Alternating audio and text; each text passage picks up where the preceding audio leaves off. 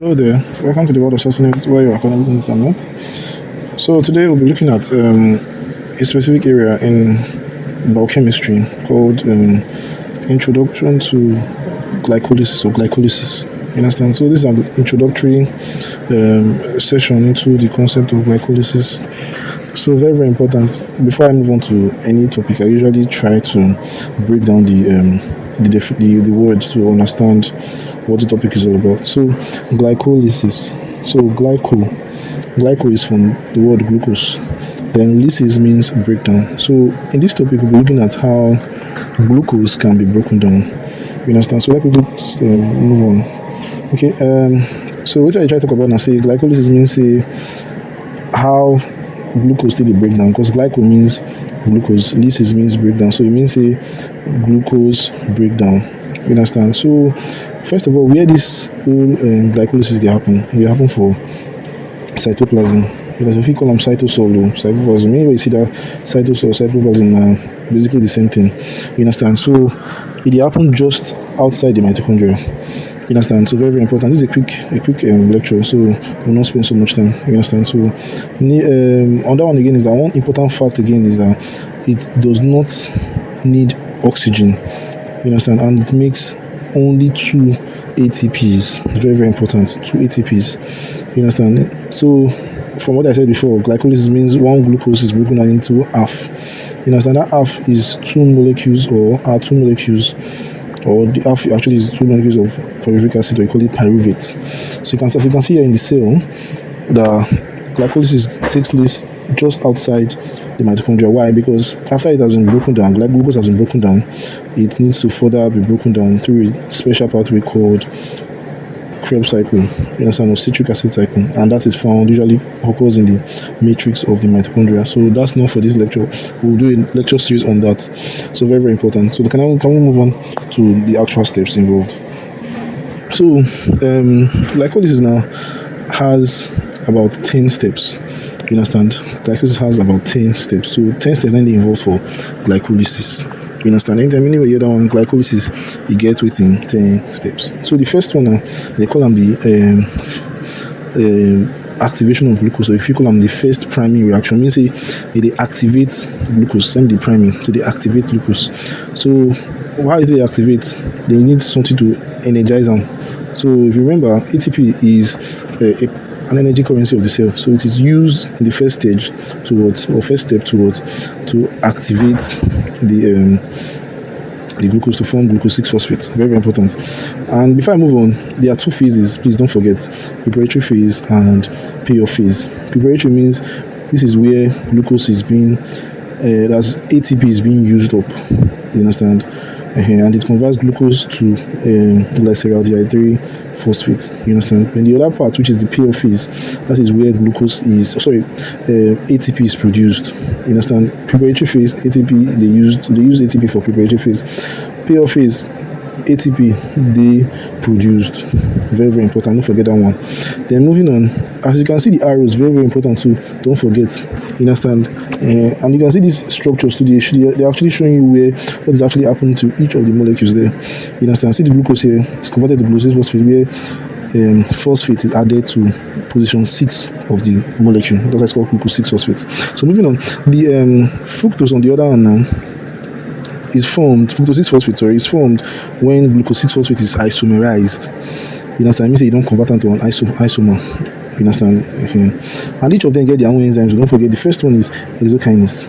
You know, I can call it hexokinase, also call it glucokinase, but they're not actually exactly the same thing, but they perform the same reaction. You understand? They are simply called isoenzymes. So we'll do a lecture series on that too. You understand? So don't worry. So moving on, the stage 2 now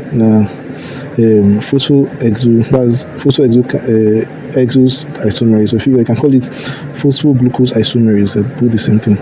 You understand? They convert glucose 6-phosphate to fructose 6-phosphate. Very very important. Then the other one is the next one is the stage 3 or step 3, sorry, which is a second primary reaction whereby ATP is used up.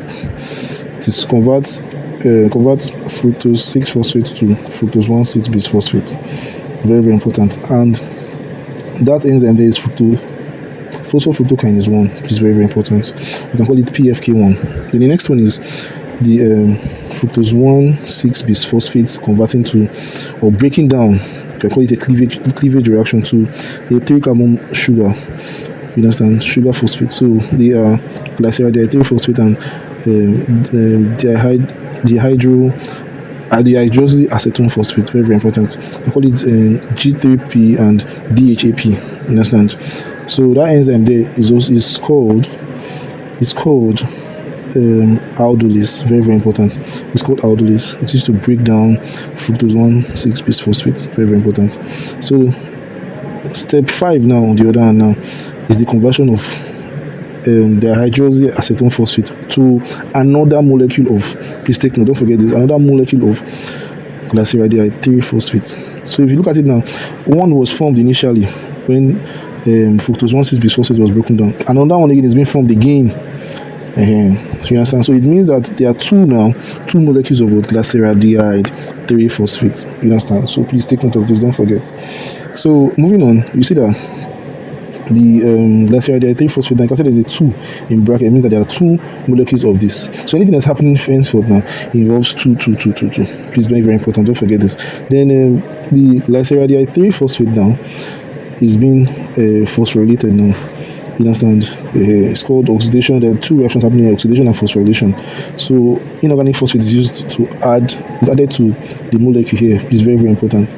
You understand? You can see the structure. Very, very important. Then in the presence of NAD plus, you understand, which is an oxidized form of NAD. You understand? Nicotinamide adenine dinucleotide. Very, very important. So very, very important. Consider that one is reduced while the molecule here is oxidized to form 1,3-bisphosphoglycerate. You understand? So moving on now, the next one will be activation again now. You understand? Step 7, sorry. You understand? So this is the first step where ATP is produced. Step 7. In case you don't, please put all this information in your head. These are possible likely exam questions. First step where ATP is produced is step 7. Then the next one now is the conversion of 3-phosphoglycerate now to 2-phosphoglycerate. You understand? Consider these 2 molecules that they look alike. You understand? Very, very important. Consider. So it means that they are simply isomers. So the enzyme here now is a form of an isomerase. It's called what? It's called phosphoglycerate mutase. Very, very important. So I failed to mention the other enzymes. The step 6, the enzyme is glyceraldehyde 3-phosphate dehydrogenase. You understand? Because of the fact that there is oxidation as well as phosphorylation happening there, especially oxidation. That's why it's called dehydrogenase. Then the other one, why it is called kinase. Anyway, here kinase means that ATP is either produced or being broken down. You understand? Very, very important. Or used. You understand? ATP is either used or being produced. That's why it is called kinase. So the next one now is the step 9. I think there are 10 steps. So second to the last one now. So this is the enolase, because water is what is being removed from that molecule. You understand? You can see this where it's coming from. You understand? Very, very important. So it is used to form phosphoenol pyruvate, PEP. You understand? Okay. Then the next time, the last one now, where ATP is produced again, 2 molecules again.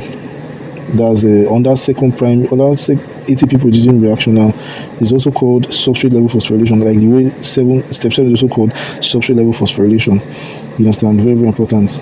Then that forms pyruvate. You understand? Please, the important fact you have to remember here: the fact that there is substrate level phosphorylation happening in step 7 and step 10, and also the primary reaction step 1 and step 3. Very, very important, or we call them activation reactions. Very, very important. So to actually sum this all up, this is the entire thing now. You understand? The entire sequence of steps. There are 10 of them. I told you, there are 10 of them. Please, very, very important. So I tell you there will be 10 steps, and I tell you they divide into 2 stages, which is of phases. Will be preparatory and waiting, payoff phase. Preparatory means say ATP they used up there. Payoff phase means say ATP they produced there. Which one they use up ATP? Step 1, step 3, then they use up ATP. Which one they produce and also step 7 and step 10. Don't forget a bit. You understand? So to sum all of this up, to drive home this point or this lecture, you need to look at this question now. Please. a typical biochemistry question, which is an MCQ like question where you have options where they can either be true or false. Very, very important. Let's just read it out. So, glycolysis overview now. Glycolysis occurs in the mitochondria of the cell. Is that true? Okay, or false? So moving on. B.